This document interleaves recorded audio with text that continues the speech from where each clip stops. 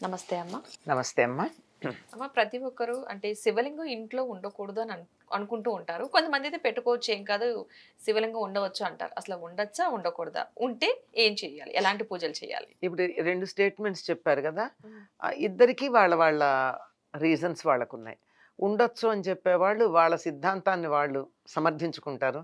వద్దు అన్నవాళ్ళు దాన్ని సమర్థించుకుంటారు. అవునమ్మా. కానీ వాస్తవం ఏమిటి అన్న దగ్గరికొచ్చేటప్పటికి తమ నమ్మకాల్ని, సిద్ధాంతాల్ని సమర్థించుకోవడం కాక వాస్తవం చూడడం నేర్చుకుంటే బావుంటుంది. సత్యం చూడాలి. హ్మ్.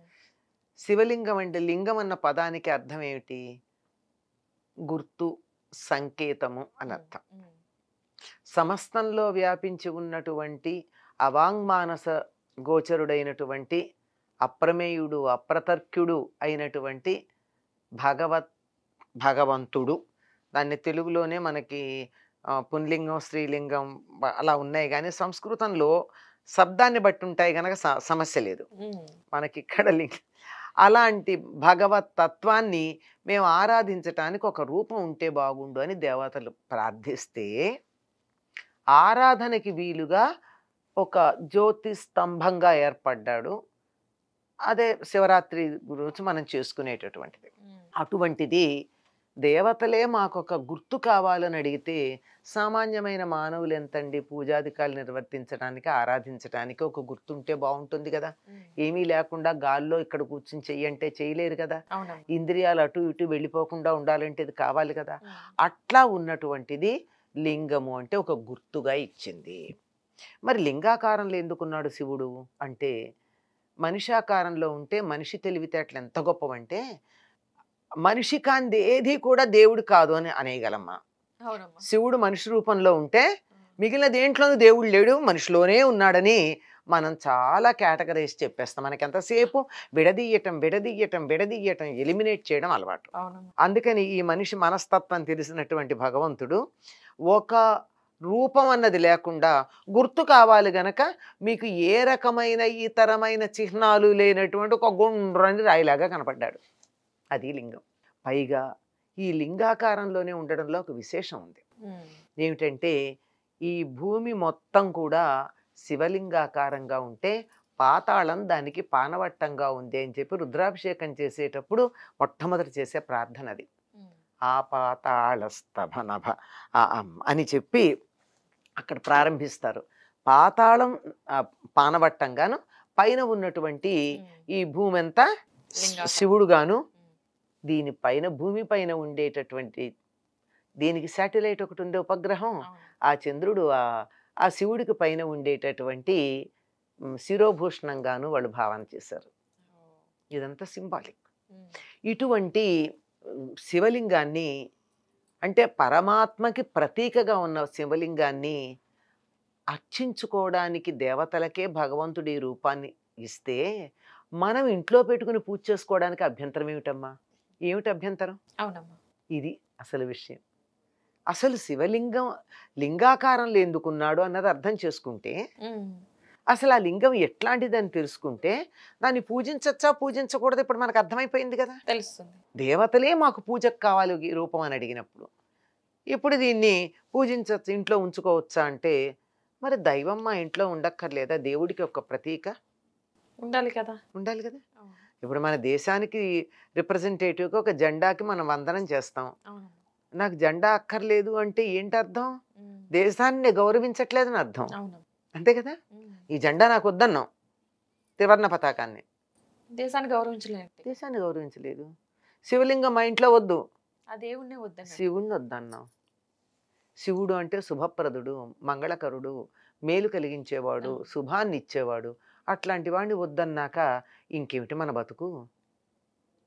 ఇంకేం శుభాలుంటాయి? అంచేత శివలింగం ఇంట్లో ఉండడం వల్ల ఎటువంటి దోషం లేదని పెద్దలు చెప్పినటువంటి మాట. హ్మ్. ఉండకూడదు అన్న వాళ్ళ రీజన్ ఏమిటంటే అది ఉంటే దానికి అభిషేకం చేయాలి కదా అందువల్ల. రోజు. రోజు చెయ్యాలి అని. హ్మ్. చెయ్యాలని నియమం ఉందా? అలవాటు చేస్తే చెయ్యండి. అలవా రో కొన్నాళ్ళు చేసి మానేస్తే అభిషేకం చేయడం అలవాటైంది గనక మానేస్తే దోషం. హ్మ్. అసలు చెయ్యకండి. పెట్టుకోండి. సంవత్సరానికోసారి శివరాత్రికి చెయ్యండి. లేదా మాస శివరాత్రికి చెయ్యండి. ఏదో నెలకోసారి చేయండి, వారానికి ఒకసారి చేయండి, ఒక రొటీన్ అలవాటు చేయండి. అంతేగాని అసలు శివలింగమే వద్దంటే తప్పు కదా. అవునమ్మా. మరి శివుణ్ణి ఆరాధించాలంటే ఎట్లా ఆరాధిస్తాం? శివుడికో రూపం, తనకొక రూపాన్ని ఆపాదించొద్దని ఆయన చెప్పాడు కదా. అందుకే కదా అలా లింగాకారంగా వచ్చాడు. మరి శివుడికి పూజ చేయాలంటే దేనికి చేస్తాం? ఉండాలి కదా, ఏదో ఒక ఏదో విగ్రహం, ఒకటి ఉండాలి కదా. ఏదో ఒక రూపం. అందుకని శివలింగం ఉంది. ఆ శివలింగాన్ని ఆరాధిస్తే తప్పు లేదు. శివలింగం ఉండడం వల్ల దోషం లేదు అని ఈ సిద్ధాంతాన్ని నమ్మిన వాళ్ళు చెప్తారు. కొంచెం భయపడేటటువంటి వాళ్ళు, అంటే నువ్వు తుమ్మితే నా ముక్కు ఊడిపోతుందని భయపడే వాళ్ళు ఉంటారు కొంతమంది. అంత భయస్తులు ఉంటారు. అవును. ప్రతిదానికి అడుగు తీసి అడుగేయాలంటే భయం. అసలు ముందర నీకు భయం ఎందుకు? బలహీనుడివైతే కదా భయం. బలహీనత ఎందుకు వచ్చింది? తప్పు చేస్తే కదా. తప్పు చేయకుండా ఉంటే భయపడాల్సిన పని లేదు. కానీ ఇక్కడ ఎక్కడో ఏదో తప్పులు తెలుసో తెలియకో చేశామేమో అన్న అనుమానంతో భయపడుతూ ఇలాంటివి ఉంటాయి తప్ప, భయం పడితేనే, భయపడకపోతే హాయిగా పెట్టుకోవచ్చు, చక్కగా శివుణ్ణి ఉపాసించుకోవచ్చు. అవునమ్మా. శివలింగం ఉండొచ్చు, శివలింగానికి పూజ చేయొచ్చు. మంచి విషయం తెలియజేశారమ్మా. ఎందుకంటే Hmm. ప్రతి ఒక్కరిలో ఒక ఈ డౌట్ ఉండిపోయింది. శివలింగం ఉండొచ్చా, ఉంటే చెయ్యొచ్చా లేదా? ఒకవేళ మీరు అన్నట్టు డైలీ చేయాల్సి వస్తేమో, ప్రతిరోజు చేయాలేమో అభిషేకాలన్న భయంతో కాస్త పెట్టుకోవడానికి, శివలింగం పెట్టుకోవడానికి కూడా భయపడుతూ ఉంటారు. అసలు అభిషేకం చేయడానికి కూడా ఎంతసేపు పడుతుందమ్మా? ఉమ్. చదివితే త్రయంబక విజామహే చదువుకోవచ్చు, లేదంటే నమశివాయ అని చెప్పి ఒక ఉద్ధరణ నీళ్లు పోసి దానికి తుడిచి అక్కడ పెట్టండి, ఎంతసేపు పడుతుంది? హాఫ్ మినిట్ పడుతుంది. అంతే అమ్మా. చెయ్యాలి. నమశివాయ అనడానికి 5 సెకండ్లు, నీళ్లు పోయడానికి ఇంకో 5 సెకండ్లు, రెండు సైమల్టేనియస్గా చేయొచ్చు. ఉమ్. లేదు విడివిడిగా అనుకున్న 5 సెకండ్లు, దాన్ని తుడిచేసి కాస్త విభూది పెట్టడానికి ఇంకొక 5 సెకండ్లు, హాఫ్ మినిట్ లోపలంతా అయిపోతుంది. ఏమిటంత భయం? ఇష్టం ఉంటే చేసుకోండి, కష్టం అనిపిస్తే మానేయండి. సందేహాలు ఎందుకు? నేను ఇది కూడా చేయలేను, అసలు దేవుడి దగ్గరికి వెళ్ళడమే కుదరదు నాకు, నేను చాలా బిజీ అని అనుకున్నారు అనుకోండి, వద్దు. ఉమ్. అసలు సందేహం ఎందుకు?